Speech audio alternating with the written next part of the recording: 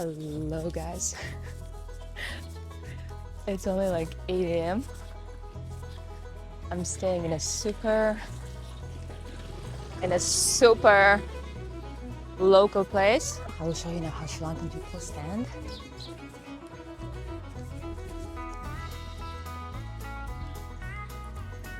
Well, in Kazakhstan we have benches outside of our houses everywhere. Private houses, condominiums. But here in Sri Lanka, they don't have it for some reason. It would be such a cool thing to have. They just go out and in the mornings, sometimes they just stand like guys brushing their teeth.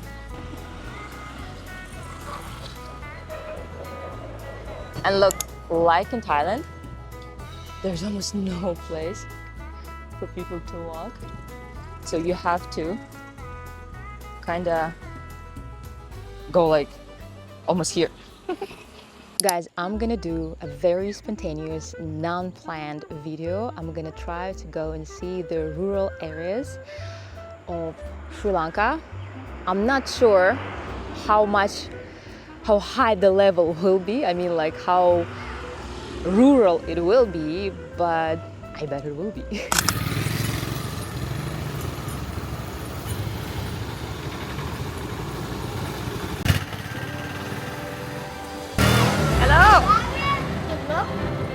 Camera. Say hi. Hi. What's your name? Abdullah Umar. Ah, you live here? Oh. Ah, okay, bye. Bye. Bye. Bye. Bye. Bye. Hello. Hello. Hi.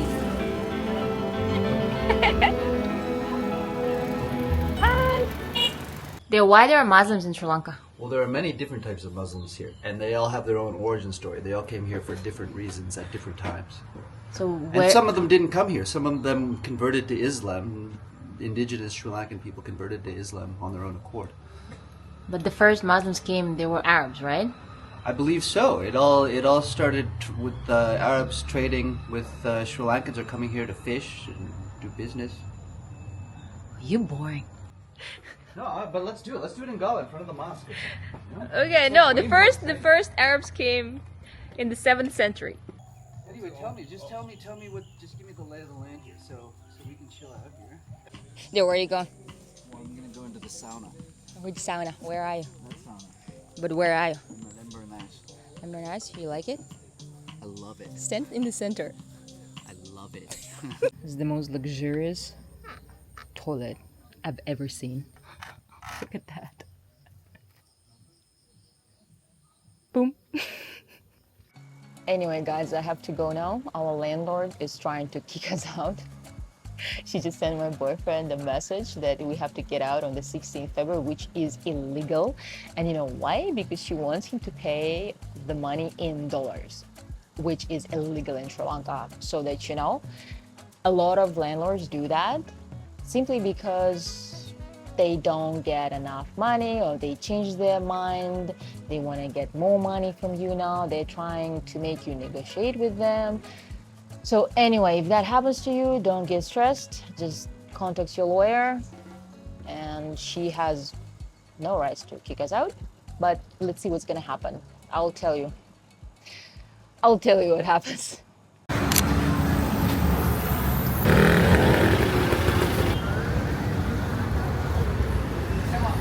Hello.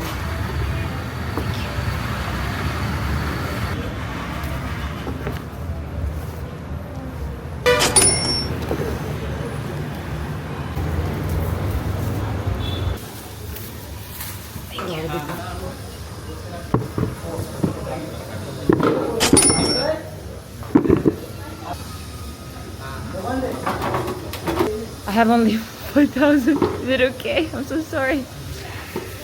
It's been raining like crazy for the last week. Today is the first sunny day. I'm gonna do laundry. Not in all of the houses you might get the laundry. So this is how our laundry room looks here. Usually they have these kind of machines you know, which closes and opens like this. Reminds me of the USSR times. We used to have that kind of machine when I was small, like in the 80s, I think, in the USSR. There is laundry service here, but be very careful. They can ruin all of your clothes. If you have something expensive, better to wash it with your hands. Don't give it to the laundry. What? Calling a car. A car? So the tuk-tuks don't want to come, right? Yeah, you know why? Because probably there's like on the corner, when you turn to our house, there's like a bunch of tuk-tuks. And they will know if, yeah, they're always there, and they will know if this tuk-tuk is not from Mahangama. Let me briefly explain you what's going on here. So, in Sri Lanka, there is an app called Pick Me. It's a Sri Lankan version of Uber. So if you order a tuk-tuk, and if it doesn't come, it's not because the driver is a bad person. It's simply because the territory you're ordering him to does not belong to him, and the territory you are in belongs to some other tuk-tuk people who basically are a tuk-tuk mafia. You know, every territory belongs to somebody. Tuk-tuks are afraid to come on a territory that doesn't belong to them because they can be smacked. There might be a fight. It's been more than 2 weeks now. I haven't posted anything. It was a really shitty weather. There is no beach in Ahangama still. It's just waves. You can't just go in Ahangama, walk on the beach. We almost got killed by a local guy. I have it all on film. I wanna post it, but I haven't decided yet how am I gonna do it. I want there to be a story. Hey, what you doing? Stop your fuck! What you doing? You're on the camera! Stop, stop, stop, stop, stop, stop, stop. Here, stop, stop, stop, stop, stop!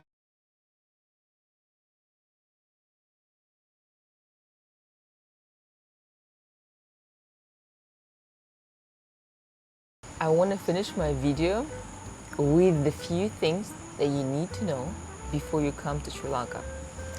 Sometimes I read reviews about the places that we go. Yesterday, I was reading, there is a guest, Agnare Nahsut. I have no idea where the person is. It was 10 months ago. You can go and check it. It's publicly available review. So what she writes, last night I went to the Palm with my friends. On the way back, in front of the hotel gate, we encountered an unexpected situation. There was one of the tuk-tuk drivers and he stopped my Uber. And he made us very unsafe. The Uber driver tries to control the situation with the help of his level.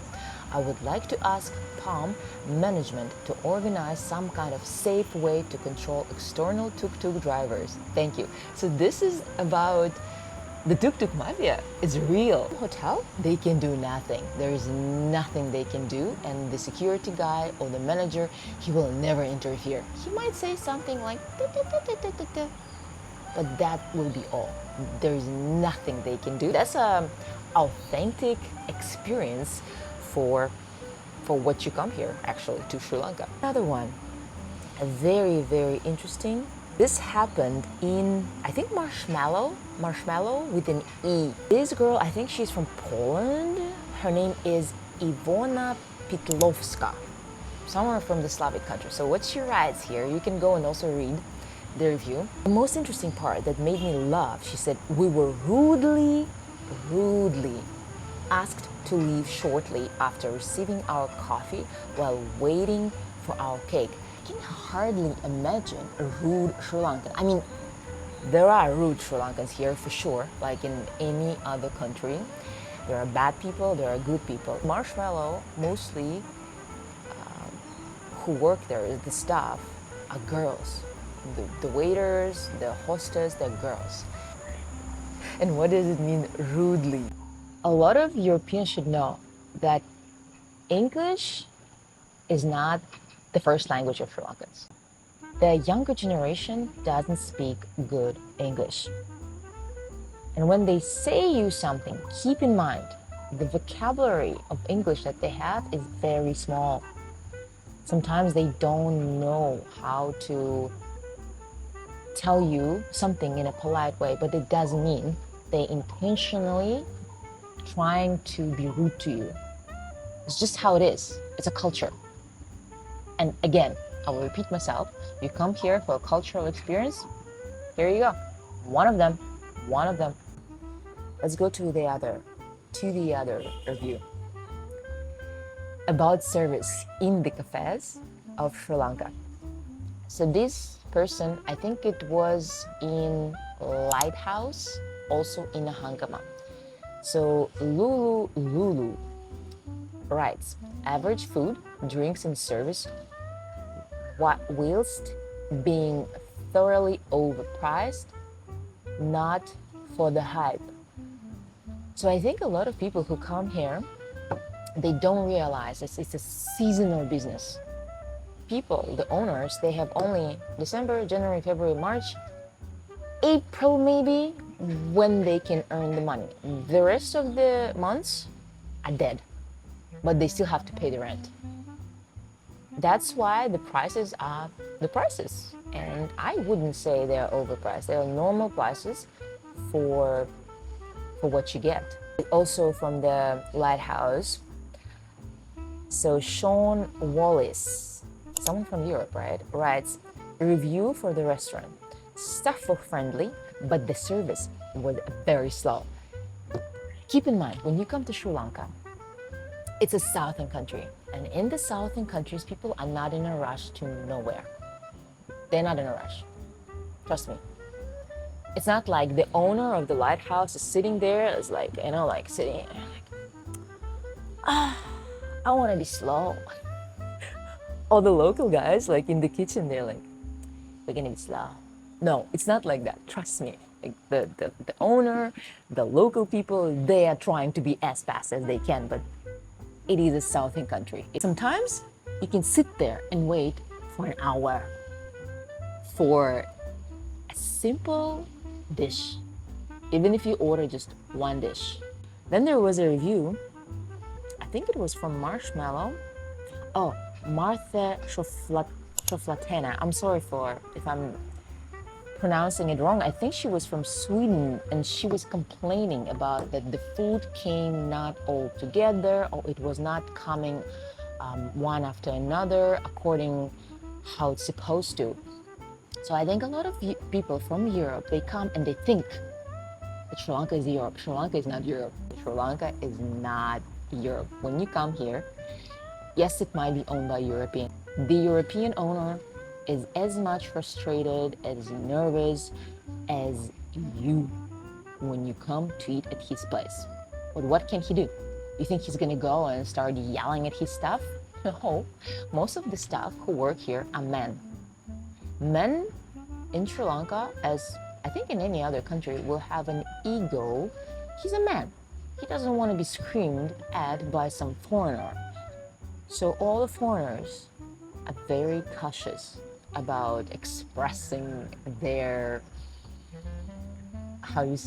frustration towards the locals. And all they can do is just go and talk and say like, look, you're slow and the customers are complaining, so let's not be slow. That's the only thing you can say. When you come, lower your expectations. Keep in mind, yes, the food might come in 1 hour when you order. The food might not come in order. But it's not because the foreigners who own the place or the locals are trying to, they're not trying to ruin your day. Trust me, no. They're doing their best. So enjoy it.